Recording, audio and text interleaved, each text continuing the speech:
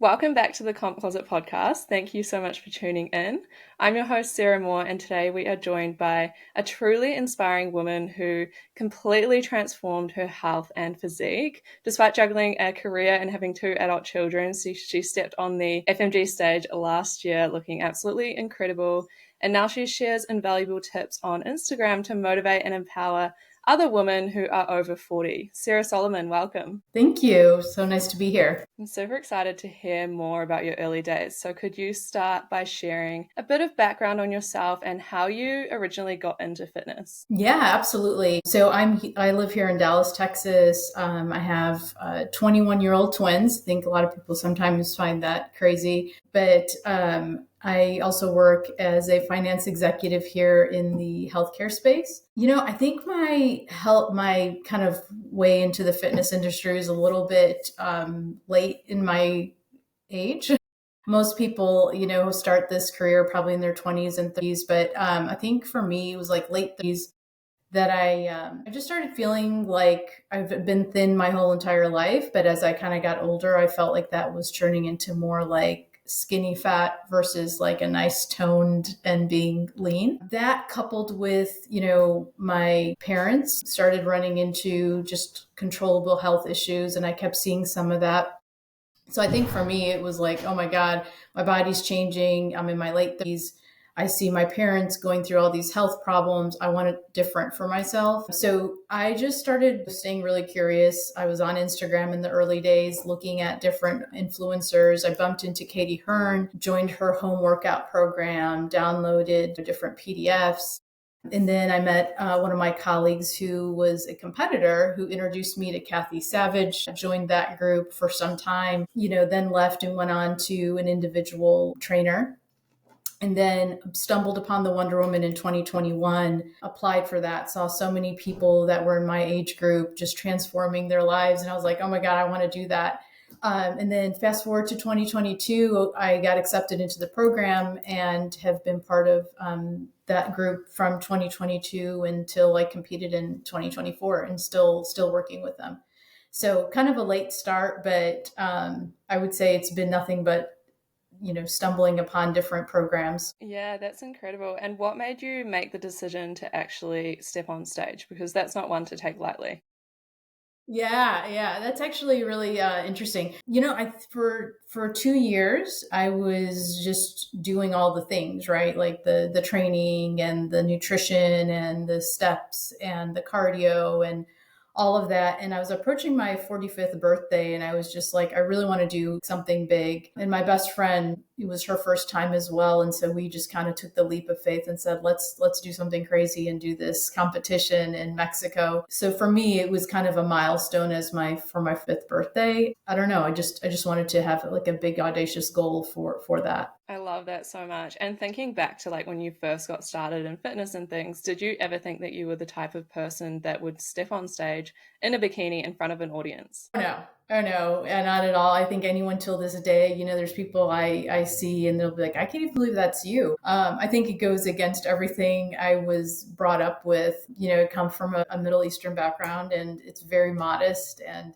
everything to get on stage is completely everything I did not learn as a growing up. So it just kind of goes against, everything I've known, but I would have never, and I'm an introvert. So like those two things coupled together, just wouldn't be me. I don't know. Things happen that way though. And you kind of come out the other side. Yeah, and how did it feel when you actually stepped on stage to achieve such a massive goal at 45?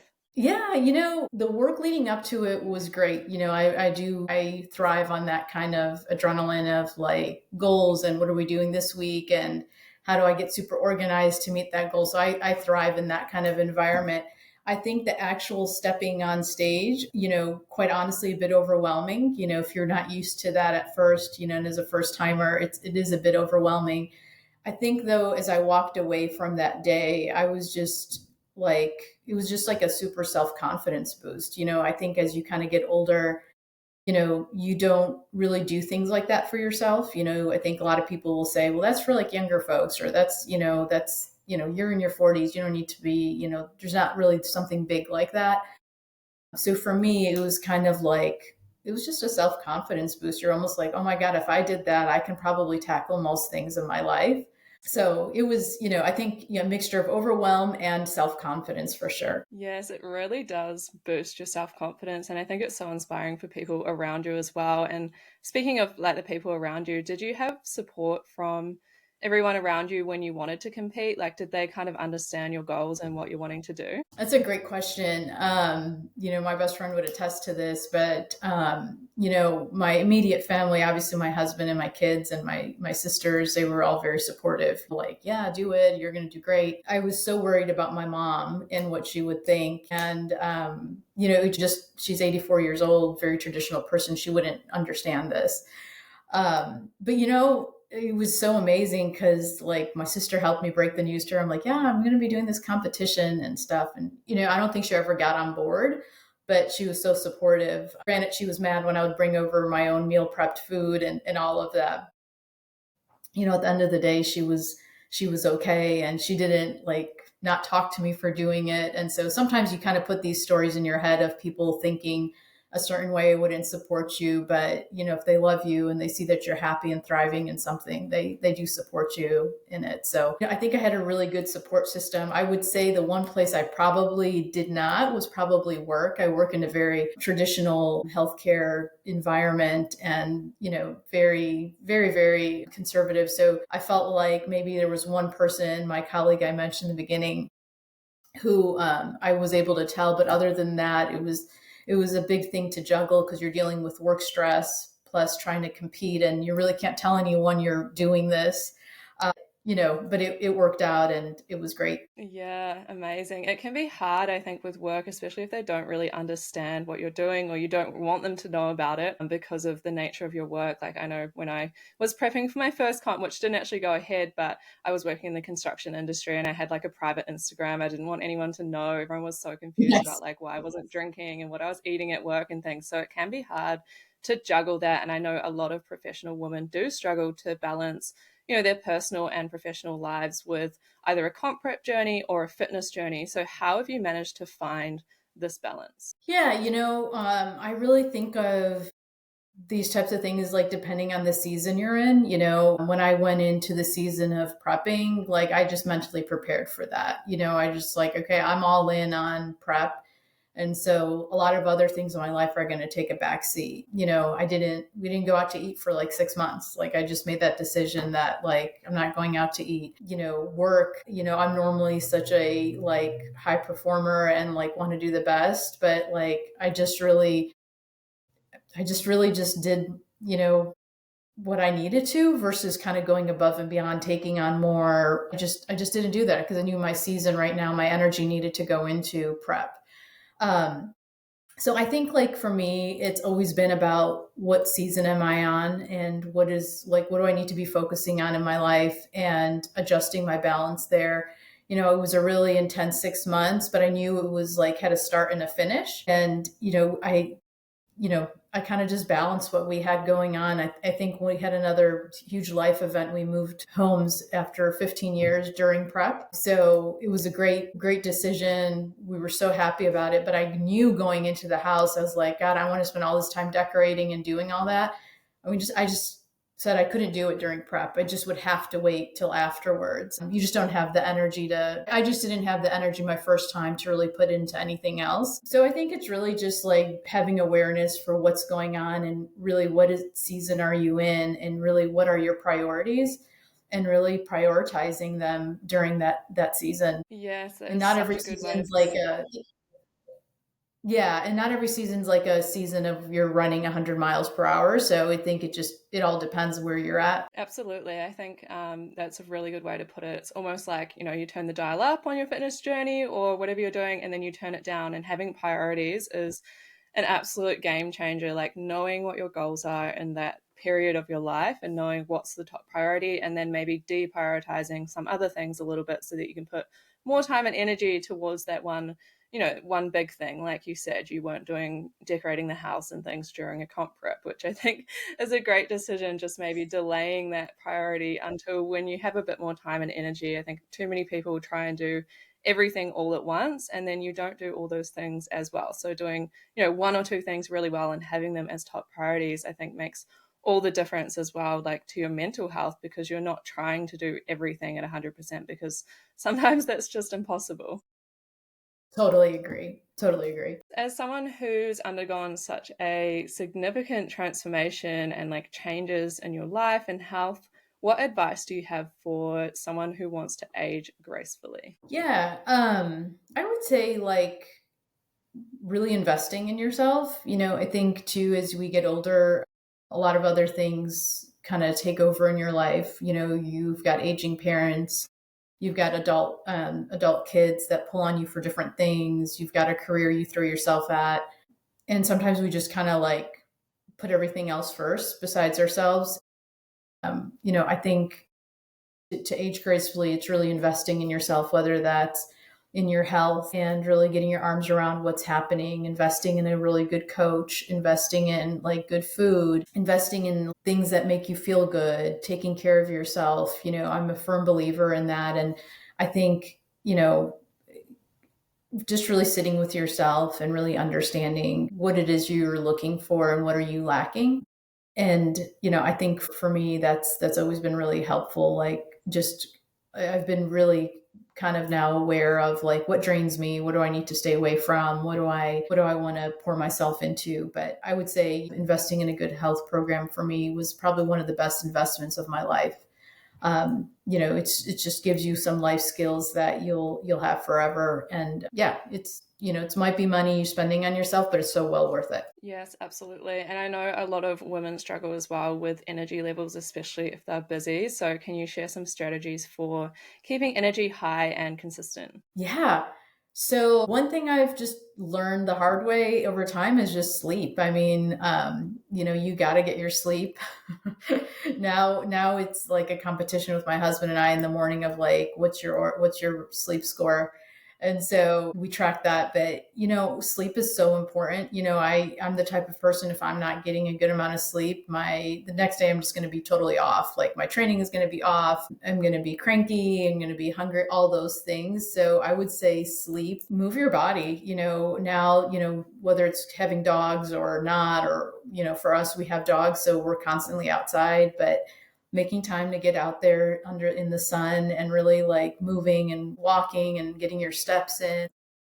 I would also say like training, like lifting heavy stuff. I used to think it was just like lifting weights, but it's like really lifting heavy weights. And, I think all those things really help with your energy level and fueling your body with really good nutritious food.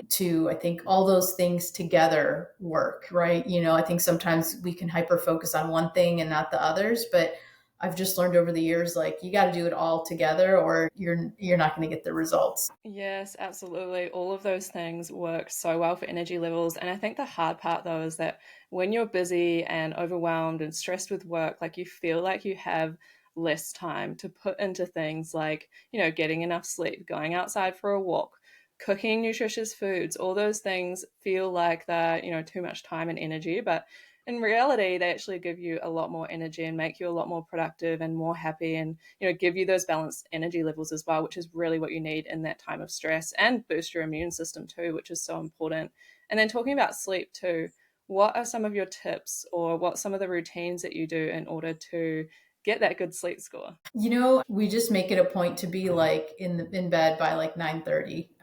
I'm winding down and naturally, I wake up so early that I'm naturally tired by the time I get to that point. I really think sometimes if you're getting in like 10,000 steps, you're training and you're working and you're doing all these things, like you're naturally tired. Like I don't, sometimes I'll hear people say like they have an issue sleeping and I just don't, just because I just feel exhausted by the time I go to bed. But, I think having a good wind down routine is really key. I'm really not good at it, but being away from my phone the last, hour of the evening, we like to take the dogs on their like last walk around like 8:30.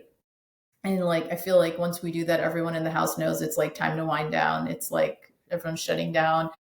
Kind of just skincare, getting in bed, just making sure everything is done by 9. I've had to learn the hard way over time too, is I just, I sometimes have to say no to like after work events or things in the evening, especially if I know I need to be up early for like training. And that was a big shift for me is, like sometimes you just have to say no. And I'm like, I know if I go to this, I'm not going to be getting home till 9 and that's going to throw me off. And then I'm just not going to be able to keep with my routine. And my routine is so valuable to me that like sometimes you're saying no to that. And other times, you're enjoying those evenings out, but then you're moving things around to accommodate, doing that. So I think it's all a balance, but, I think one of my things is just being in bed early and just trying to wind down the evening and not taking on a whole lot of new things after 7 p.m. Yeah, absolutely. I think that routine makes all the difference, and your body kind of knows that you're winding down and you're going to sleep the same time and waking up at a similar time every day. Like having that consistent routine makes all the difference. And I think my advice to someone would be obviously do all of those things that you mentioned, but if you are going to bed, too late and waking up early and you're only getting 5 or 6 hours of sleep, but you have to wake up that early, then start going to bed like half an hour earlier each week and consistently do that until you can go to bed a bit earlier, because your body will get used to it and then you'll get the sleep that you actually need. Because sometimes you do need to be up early in the morning, so then you need to look at your evening routine and again look at those priorities that we were talking about too. Like if your priority is health and wellness, or if your priority is to get enough sleep so that you can recover and build muscle, or get enough sleep so that you will actually lose fat as well because you're on a comp prep or eating in a calorie deficit to try to lose fat, then you need to look at those priorities and maybe not watch Netflix for a couple of hours after work. Like Right. I think when you look at your time, you actually realize, right, how much time you're spending on things that don't matter. Yeah. Yeah. My son sometimes will ask me to start a show like at 8:30 and it's like an hour long. I'm like, yeah, no, I can't do that. I need to be in bed. Yeah, I'm the same. So Yeah. speaking of diet as well, what changes would you say are the biggest things that you've done to support your overall health? Yeah. So I've been around food my whole life. Like my whole family is just, food is key. And so I think a big shift for me has been like, how do I incorporate such yummy food and be able to tailor it to this lifestyle? And I think where what I've really changed is one really big game changer is just having stuff readily available. Just that it's just been a huge game changer. I always like to have like a few proteins, a few carbs just on hand. That makes it like takes the thinking out of things. But I really take pride in my meals. I love being in the kitchen. I love cooking. I love just putting meals together. And I even now just really appreciate putting something that is macro friendly and that everyone enjoys together. And a lot of times that's really simplifying things. So really focusing on really good quality proteins, focusing on like a lot of fibers and vegetables and good grains. So, I think it's kind of that pre-planning, focusing on quality food versus, quantity and, just kind of being mindful too of what you're eating. A lot of times I think, I don't know, I was big on like eating while I was doing other things and I felt like I was never full. And so, like, making really that time to sit down and actually enjoy a meal and chew my food and not rush through it and straightening my back and having really good posture. I know all those things sound so silly, but they really add up in kind of like in that space of nutrition and really kind of feeling full and satiated at the end of a meal. Yes, agreed. And I think simplifying your food is such an underrated hack for, health and staying consistent as well, because it makes it so much easier. But in saying that, like when you simplify your food, if you're eating chicken and potatoes and veggies, like it doesn't just have to be plain and boring. I know you've got some incredible recipes on your Instagram for like your potatoes and your chicken and things that are, super simple and easy, but look absolutely delicious rather than just eating plain food. Like do you feel like that's helped you actually making that plain simple food taste good? Yeah, that's actually been a really big struggle for me. I'll never forget one of my coaches looking at my food log and she's like, Sarah, like this recipe has like 10 ingredients. I'm thinking, yeah, but I needed to do that to make it taste good. And I've just really learned,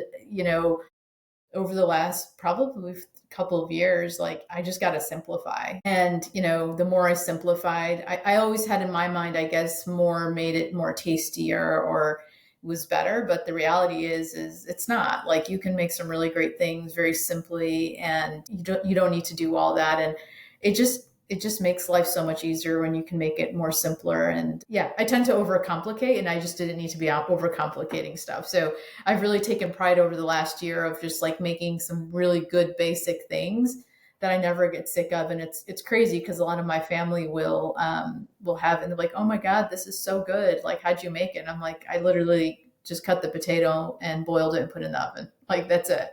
So and that was a big win for me during prep. I would bring to, I see my family, my mom every Saturday, and I would bring my own sides, and everyone loved them. Like my sisters, my mom were like, "Oh, these are really good potatoes." And so, you know, I enjoy being in the kitchen. And so simplifying really, really has helped me. And I found that I can use time in the kitchen to make other things besides making a one complicated item. Yeah, yeah, that's so true. I love that. And it's such a massive shift that just makes a huge Oh yeah. difference. So, speaking of speaking of challenges as well, obviously undergoing any kind of transformation or competing comes with all sorts of challenges. Can you talk about some that you've faced on your journey and what you did to overcome them? Yeah, I think on my journey leading up to stage, I've always struggled with just my self image. I was never athletic growing up. So I'm a very small framed person, and I just want those muscles. And it's just taken me to realize like it's just going to take a while to get there just because, I just don't have those years under me of doing it. I've struggled like many do with comparison. You look and you're like, oh my God, that person has these muscles or has that. And then you're kind of like in your head about it, and kind of just really having to kind of go back to center and just say like, yeah, but this person's been doing it for like 10 years. Imagine what you're going to be look like in 10 years. So I think comparison was definitely one. And then the other, and it's gotten better, but I think it's always just part of us. And you work through it and you get better at it. I think the other one for me was during competition was posing. Like, it was so difficult and awkward. One, I shared I was an introvert, and it just totally went against everything I was brought up with. Like, I came from a very modest family and very lifestyle. You're now in a bikini, like posing, and everything is showing. And I really had to get out of my head of, this is something that I'm not doing anything wrong, right? Like, I'm actually showing all the work I've done. So I think that mindset shift for me, it's still a work in progress, I think was definitely a challenge for sure. Yeah, that's a massive one. I think posing is, out of so many people's comfort zones. It doesn't come naturally to most people. And especially if you're introverted and came from, that upbringing where it's not kind of celebrated to be showing off bits of your body and posing and doing all those weird things that you do have to do when you compete, it can be quite hard and overwhelming, but it is really the most incredible feeling when you kind of develop those skills and actually get good at something that you originally had absolutely no idea about. Like, I can definitely relate to that. I could not pose when I first started. I couldn't even walk in heels. So it is the most incredible feeling, You isn't look it, when like you a pro, actually so master that? Yeah, true. I know that finding reliable health information can be super overwhelming, especially with, all of the content out there these days, how many coaches are available and just all of the information online. So how do you determine what is right for you? yeah. I'm always really like getting multiple opinions and feedback in many situations. So, I actually had a recent, issue with my hip, and probably went to three different surgeons to kind of get an opinion. And, I like to collect data, and it's probably my background, but just like to collect the data, really look at it, and really kind of make a determination based on what the data tells me. But I also think like listening to my gut, and that's something I'm always working on, is just going with my intuition. Sometimes you can hear something and you're like, that just doesn't sit right. And other times you can hear something and you're like, yeah, that's exactly what I need to do or what I'm thinking. So I think, there's so much out there. I definitely like looking at doing my own research, but I would say sometimes that could be a bit scary when you're kind of out there on the internet alone trying to look up different things. I know I fall into that trap. I'll do my blood work, and then as the results start coming in, I'll start Googling everything that's coming back versus waiting for what the doctor is going to say to me. But I think that's okay too. I think just doing your research and getting multiple opinions if something is stressing you out. But I also think listening to your body and your gut intuition a lot of times leads you to exactly where you need to be. Yeah, absolutely agree with all of that. And I think it comes back to as well just investing in your health and investing in the right help, like you said before, investing in a coach who actually understands overall health as well as, if you're wanting to go through a transformation, just make sure that they do have a science background and they do have the qualifications to actually be helping you. And like you said, going with your gut as well is massive, I feel. Yeah. For sure. So, what keeps you motivated to continue pushing the boundaries of what's expected in your 40s? Yeah. I'm very motivated by potential. So, I often feel like I haven't even scratched the surface of what's possible. And just that alone keeps me motivated. Like I just always say in my mind, like, oh my God, what if I stick at this for 5 years? What is it going to look like on the other side? I feel great now. Imagine like compounding that with more time under my belt. Like I'm going to feel so amazing, as I'm aging, and I'm going to look good, feel good, like all of that. And quite honestly, I know that sounds quite basic, but that's what it is for me. I mean, as performance and strength increases, as physique changes, like I just get more and more motivated, just because I know I haven't even scratched the surface yet. Yes, I love that. And for someone who is listening to this who is inspired by your story but unsure where they should start, what first steps would you recommend for someone wanting to make a significant life change? Yeah, I think probably the first thing is like believing that you can make that change. I think a lot of times people, especially in my age group, fall into the mentality of like, yeah, you're just approaching that premenopausal, menopausal state. You're always going to have belly fat. You're always going to have that. And that's not true. Like, that's just so not true. So I think like one, really believing that you can make a difference and you can change. You're not any different than everybody else. I think believing, I think then committing and really just going all in. Sometimes we start things and you have one foot in and one foot out, but I really believe in this type of transformation. You definitely need to go all in. So I would say it's believing that you can change, committing to it, and then just going all in and invest in yourself. Again, that might mean investing in a coach more than you want to spend, but like you need that. I'm just a believer in if you're going to print things off of Pinterest and these workouts and things like that doesn't work. You really kind of need to invest in yourself and invest in someone who can help you get to where you want to be. Yes, that's so true. Like, you can have the goal, but you need to actually have a plan to achieve that goal. And then you need to actually have, the commitment to stick to that plan long term because it won't happen overnight. I think a lot Absolutely. of people see these transformations on Instagram or online and they think that it happened in, 6 weeks or 8 weeks. But the reality is it probably took, 6 to 12 months or longer or years to achieve that kind of transformation. So I think having a bit of a realistic mindset around how long it might take and how long you have to commit to that as well and creating a lifestyle around that is key. Would you agree with that? Absolutely. Absolutely.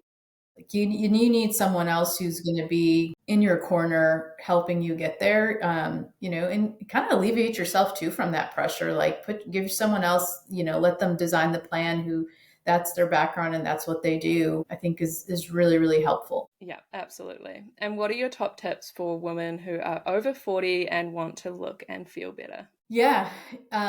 Fuel your body with great food, get your fiber in, get your protein in, get sun, fill your cup up with stuff you like to do.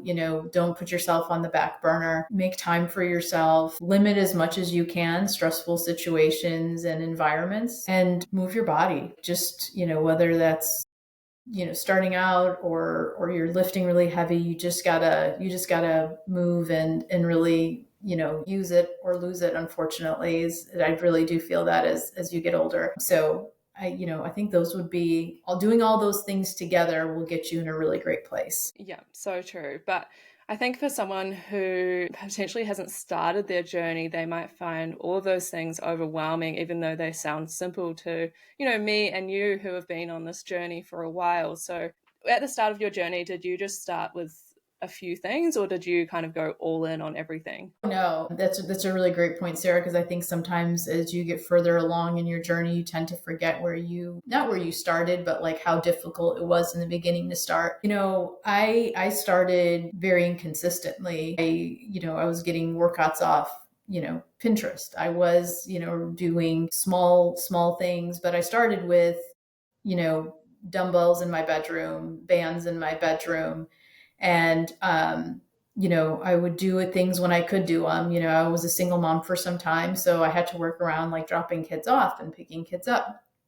So sometimes it would be late in the evening that I was trying to do something. Nutrition like was 50-50. But you learn every new coach you go to or every new opportunity you go to, you learn something new and you add it to your toolkit and you become better. And so start where you're at. Like if all you have is some dumbbells and bands, you can still do something with that.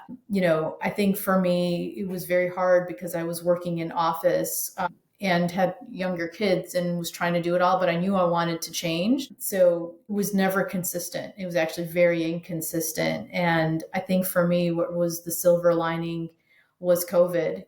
All I had wanted was a job where I could work from home. And so I could be able to work out and eat healthy. I hated heating up like chicken in the microwave at work. I hated that. And COVID happened and I've been home for work, working from home. And it's just been the biggest gift of my life because I've been able to prioritize my health and my food and all of that just because I'm able to. That being said, now it's become so ingrained in me that even if I were to go into an office environment, it's fine. I can work around it. But, I think start wherever you're at, start with what you have. Just have the intention to want to get better and to really want to do it. I think no one ever starts off consistently. It's far from that, actually. Yeah, that's really, really good advice. And what are your future goals, both personally and professionally? Yeah. So for 2025, probably spending most of it like building and just recovering. And, I think that's just growth is what I'm chasing. 2025 for me is just going to be just that, really focused on growth. I think for me professionally, it's a really interesting question, Sarah, because I've been in the finance industry and in healthcare probably my whole adult life, but I don't think it's the career that I'm super passionate about. So I am on a mission to find definitely the career that I'm passionate about. And I'm hoping this year will be that year for me to be able to find that. It's something I've always wanted to work on, but unfortunately, you just kind of get ingrained in your day to day and work that you don't make the time. But I'm hoping that this year I can focus on that. Yes, incredible. Well, it's been so amazing to hear more about your journey. It is, so inspiring for me. And I know a lot of other women out there and other people listening to this podcast will be super inspired by your journey. So where can people find you online if they want to see more of what you're doing? Yeah, definitely on Instagram. One of my commitments to this year was to do things that are more out of my comfort zone. So I've been posting quite a bit more and just being on social media a bit more. So you can find me, it's underscore Sarah.Soliman on Instagram. But that's the primary place. Amazing. I'll link that below. Thank you so much for coming on and being so open about your story and sharing so many amazing tips as well. Yeah, absolutely. Thanks for having me, Sarah. No worries. And thanks so much to our listeners as well. If you could rate this podcast and follow on whatever you are listening to it on, it really does help us to grow and get more incredible guests on like Sarah. And also share it to your stories if you learned something. Tag both of us. We love to see you listening and let us know what you're up to while you're listening to it too. Thank you so much.